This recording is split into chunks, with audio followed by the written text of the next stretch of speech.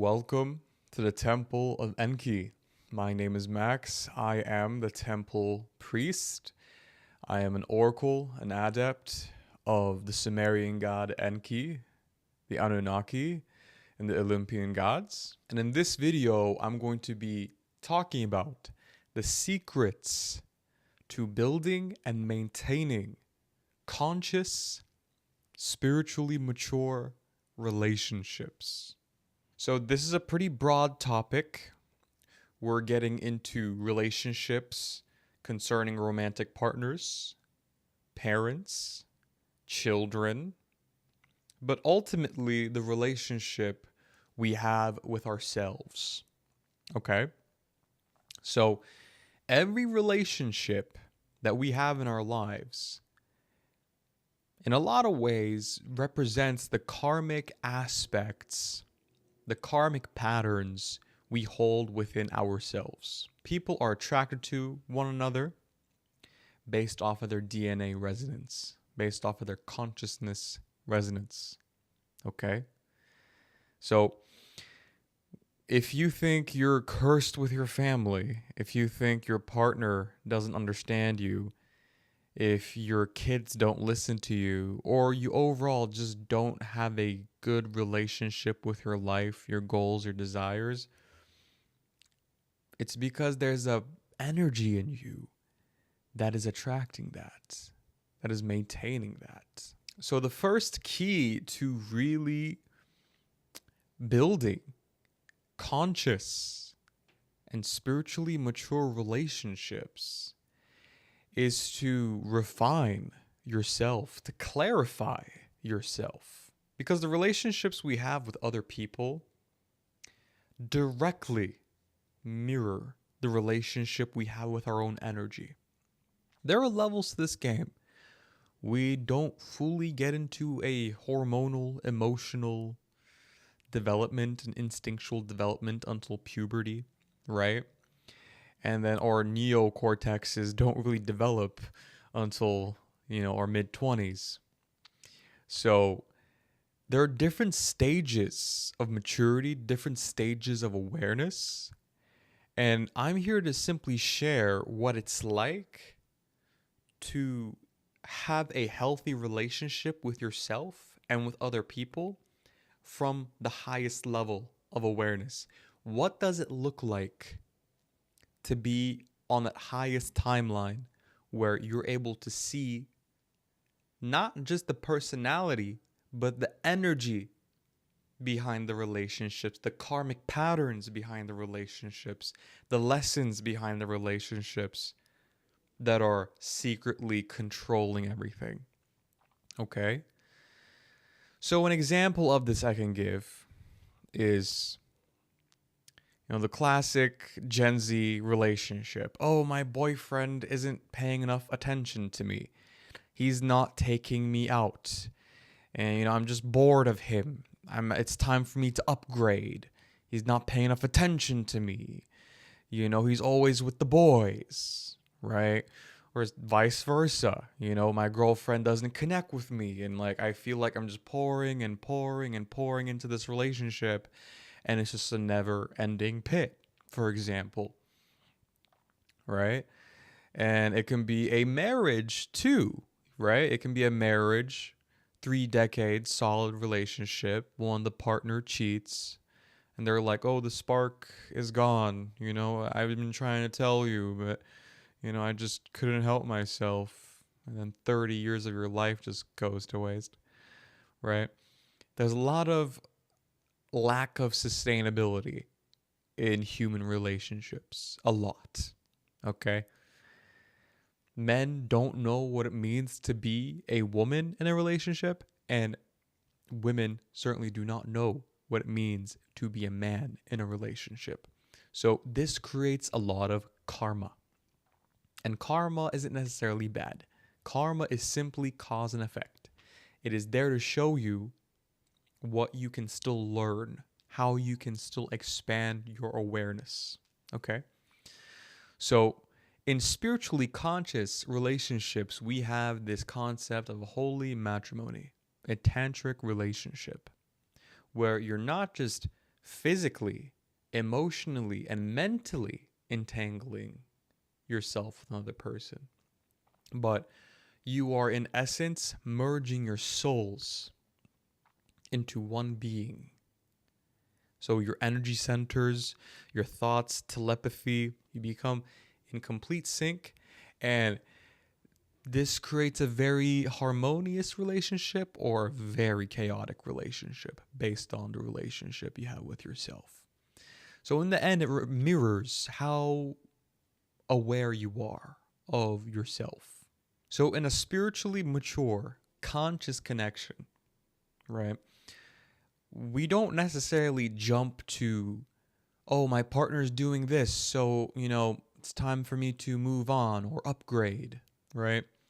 My partner isn't making me feel happy, so, they must not be the one. I made a mistake or whatever, Whatever it may be that externalizes the problem in a relationship, most of the time, on either side, is usually because the level of problem solving is coming from a lower state of consciousness. So what do I mean by that? You can blame a partner's pattern, right? Or you can blame, your child for acting in a certain way, right? Maybe your child isn't who you imagined them to be, while they were still in the womb. Right? You thought you were going to have a big, happy family, but they turn out to be very misbehaving or narcissistic, even uncaring, right? We have all these ideas in our heads as to what relationships should be like. And when it doesn't hit that way, we blame the other person. But when you're in a truly conscious relationship, we don't blame. Blaming is a no-no. Blaming means you're not stepping into spiritual maturity, okay? So you have to start looking at it through chakras. When you are in a spiritually mature relationship with another person, it means you're also in a spiritual relationship and a spiritually mature relationship with yourself. So if you want to be spiritually in tune with yourself, you have to first look at your own energy, at your own being, in your own internal world, as to how you're being affected, what's influencing you, what's triggering you, right? Because if we go by life always blaming the external world, we never really refine our energy centers. We don't become diamond-like. Right? When you're a diamond, nothing can touch you. You're just uncrushable, Diamonds form under pressure. The highest form of a spiritual being is a diamond being. It's a diamond body. This is a known fact. So we are literally becoming diamonds. So when you're in this twin flame soulmate dynamic, it's pressurizing your consciousness to reflect God in a relationship. You become crystal clear as a human being. And that comes through refining your energy centers. So if you're looking at your relationship just from the base 3 chakras, sex, survival, money, right? Personal power, freedom, you're not really looking at the underlying dynamics of that relationship. That person could have everything you have on your checklist, right? Your conditions, right? He needs to be 6 feet. He needs to make 6 figures. He needs to do this. He needs to do that. He needs to open my door, for example. Or she needs to be thick. She needs to be obedient. She needs to be this. She needs to be that. When you put people in a box like this, you're only settling for below the heart. That's still important, but that's not the whole game. That's why most marriages fail, even when you have everything, because that's not love. And we blame the other person. Oh, he got boring. Oh, she's just, same old housewife. you know? When you don't sustain it on a spiritual level, things crumble. So we got to start looking at where are we not filling our own cup in life, right? Because you got to start also looking at it, how are you married to yourself? If you were married to yourself right now and you're going by your life, where are you still waiting for love to come in instead of pouring that love into your life, into those aspects of your life yourself? That might be a tricky concept for some of you, but what I'm trying to say here is your ideal partner, your twin flame, reflects your inner completed state. Okay? If you still have a void in you that hasn't been filled, it's most likely because you don't have the level of spiritual awareness that would know how to take accountability for that instead of trying to outsource it. Because when you outsource it, you become a drug addict to it. And then what happens? You start blaming the other person. Oh, you're not giving me what I want anymore. You're not filling my void anymore. So I guess you don't love me and I don't love you. So I'm going to move on. I'm going to upgrade. I'm going to do this. I'm going to go to Dubai and meet a prince, right? Yeah, you know? So it's about filling the voids. So the first relationship we have to fix is here. Okay? In the body, in the heart. Okay? So we have to, in a way, first focus on the relationship within our own aura. Right? We live between Father Sky and Mother Earth. Right? That's the energy your heart is pumping. The sky and the earth are pumping your heart with life force, with blood, with plasma, with consciousness, with breath. Without that divine relationship between Father Sky and Mother Earth, if you don't have that relationship first and foremost, you're never going to be able to attract a relationship that reflects that union. Okay? So, like I said, we have to start looking at it as spiritual beings. We have to start looking at relationships as spiritual beings. We are connected to the sky. We're connected to the earth. We have energy centers in our body that harbor memory, personality, sensory information, right? Emotional data, emotional patterns. It's very common that we tend to sabotage relationships because of parental wounds, childhood wounds. And sometimes when we get into relationships that are emotionally very intoxicating, chaotic, exciting, enticing, those triggers can come up. And we blame the other person instead of looking at the karma in the body. We have to start looking at our partners, our family members, as divine messengers, as angels in disguise. No matter how much you may have resentment or hatred towards them, I can guarantee you the things that you have endured, tied to past life karma, ancestral karma, it all ties in somehow. What type of pain it is, what type of karma it is, specifically, that's for you to discover. But I can tell you from a person that's done years of medicine work, journey work, breath work, things that may feel very unfair from childhood, adult life, whatever it may be. It's there coming back full circle so your soul can grow, so you can clear karma. Okay? So stop blaming the external world. But that also doesn't mean what other people are doing is okay, too. So let's not forget that. Don't just be like, I deserve this. They're here to trigger me. So take the abuse. No.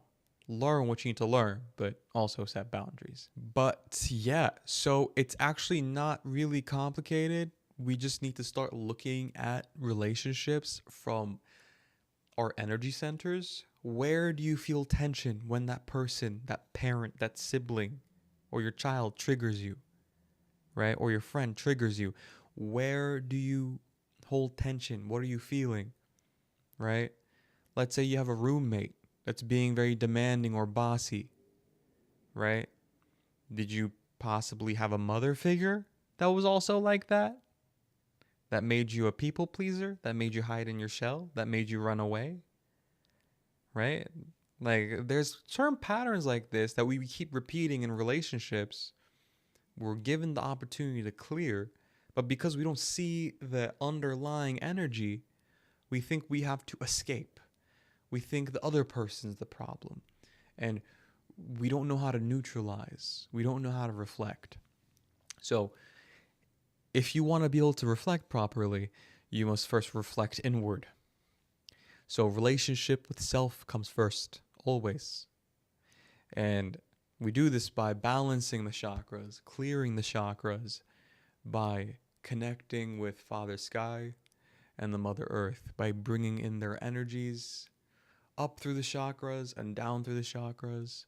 And this allows us to have more consciousness over our bodies. That's all I have to say regarding the behavioral aspects of conscious relationships. Now let's get into more of the subtleties, the energetics. If you want to have not just a conscious relationship, but a relationship that still has spark, okay? It never loses its spark. It's sustainable, right? It doesn't just die after the honeymoon phase. Like, it's long lasting. You have to learn how to work with your partner's energy and their love language, right? So, meditating together is an amazing practice. People undervalue this a lot, but there's a lot of information that's being exchanged when two people consciously meditate together. Okay? It's like you're sinking into each other's rhythm. It creates a sync. All right? So you sink into each other's vibration, and you, in a way, start creating a new being. You start merging. Your subtle bodies are doing the talking. Your astral body, your ethereal body, your emotional body, your mental body, your causal body, your subconscious body, they're communicating much more than you would talking. So you'll come to random epiphanies. Oh my gosh, I made her feel that way. You know, when she told me to take out the trash and I did it, right? For example, like, oh, I made him feel like super neglected when, you know, he needed cuddles and more touch. Like, I didn't know men feel that way, for example. So these emotions, these feelings that are usually experienced by the opposite genders that make it hard for each other to relate to, these types of emotions can come to the surface a lot when you're meditating together, when you're intertwining. So meditating together is very, very important. Number 2, sexual alchemy, tantric alchemy. Sexual alchemy is by far probably one of the most important things to maintain in a spiritually mature relationship, because when you are essentially having sex with a partner, you are entangling your energies on a very deep level. And that energy can heal a lot, lifetimes of trauma. When a man ejaculates, right, naturally, you know, he releases prolactin among many other chemicals, but prolactin specifically can make the man more withdrawn. It can make his metabolism slower. It can make his masculine energy more dormant. So this is how men start to become more comfortable. They start eating a lot of fast food. They don't exercise as much anymore. They just kind of become like a blob. Sorry to say it, but I've also been there. So this is where the attraction, the spark can start to fade, because the man is in a dissociated state. The woman can see it as neglect, laziness. She can see it as many things, but it's actually not that. It's a chemical, energetic imbalance. So the woman has way more energy, becomes way more frustrated, and the man is just like a zombie. He doesn't want to do anything. He doesn't even want to be around the woman anymore, because it's naturally a way of regaining vitality, right? That's why a lot of men tend to kind of dissociate and need a little space after intercourse, because when you ejaculate, that bonding chemical, that chasing chemical is just kind of released. It's gone. So it's a chemical thing. Doesn't mean the love's not there, but that's something people need to be aware of. So how do you bypass this in a conscious relationship? You learn to circulate sexual energy. This might be hard for some people, a lot of couples, because we're used to this rough animal type of sex, or even intimate sex, which is even better, to be honest. But we're used to more primal urges, okay? We don't really know how to transcend them as a species yet. So circulating sexual energy, doing rhythmic breathing with your partner, right? Really pumping that sexual energy through each other. You will experience a type of orgasm that's not draining, but is 10 times more powerful for both of you, and the man doesn't have to ejaculate. So that's the beautiful part. There's no prolactin, and the man keeps his vitality, and he feels the same bonding feelings the woman feels during sexual intercourse.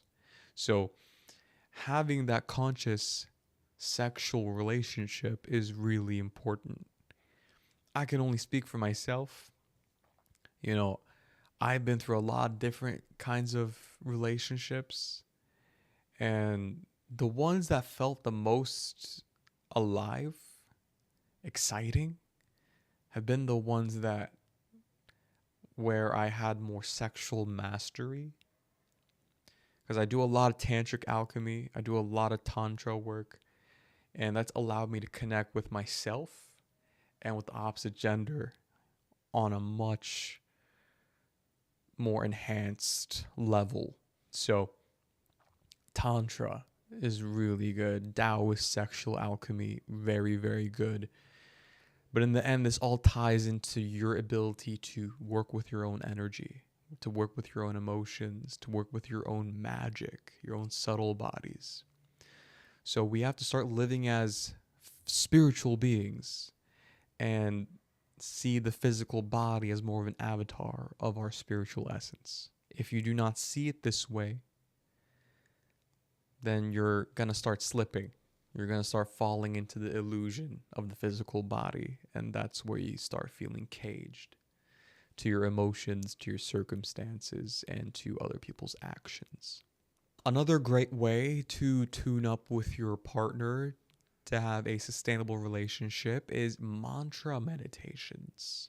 So chanting mantras together, whether you're into Goetic magic, right, left hand path, or you're into Hindu, Vedic mantras, whatever it may be, performing a certain type of mystical practice, ritualistic practice together can be very bonding, and it can create a type of almost telepathy, a type of language only you two share. And other people will be able to pick up on it too. They'll be like, okay, they're connected. You know, it's quite evident. Mantra meditation, very, very important. So you can do that with your partner, with your family members, you know, because The people around you, it's almost in a way you're tenants of a larger body. Let's say you're a family of 4, right? You know, and the house itself, the family itself has its own chakras. And when you start chanting, meditating, when you build this conscious relationship in a household, you start mending and healing the karma within the chakras of that household. You can start seeing as each person living in one chakra of the household. For example, one person might be more intellectual, right? The father might be more on the root chakra, taking care of survival, making money, etc. The mother might be more inclined to cleaning, right? Maintain the feminine energy in the house, right? More sacral. So everyone's going to have different dominant energies when it comes to chakras in a household. Whether that's with a family, with a partner, with parents, whatever it may be. So, like I said, seeing it from the chakras, seeing what's going on in the chakras when it comes to relationships is how you build the highest, most conscious level of relationships. Because you're starting to see the karma directly instead of blaming and fighting and arguing, right? You're able to see from the crown. You're able to see from above all the karma. And that's what allows you to fix it. And I'd say the last thing to really hone in on, I'd say, is to learn how to adapt to your partner's love language. Take the time to understand what your partner needs, what they've been through, what they've had to endure. Ask them about their most traumatic memories. Ask them how that made them feel, right? Ask them how that defined their life path, right? Asking those core questions, asking what their heart needs, their soul needs, is probably the most important thing you can do, you know? Taking the time to see your partner. What kind of questions would you want your partner to ask you in order for you to feel seen, completely seen? Not just mentally, but emotionally, right? So you want to ask those same questions. You want to put yourself in your partner's shoes, and you want to kind of close the gap by trying to connect. Not just from here. Don't just ask because it's a task that you need to complete to have a successful relationship. Like, ask from a place of care. Ask like it's their last day on earth, right? Treat your partner like it's like your last day on earth. Treat anyone you're in a relationship with like it's their last day on earth.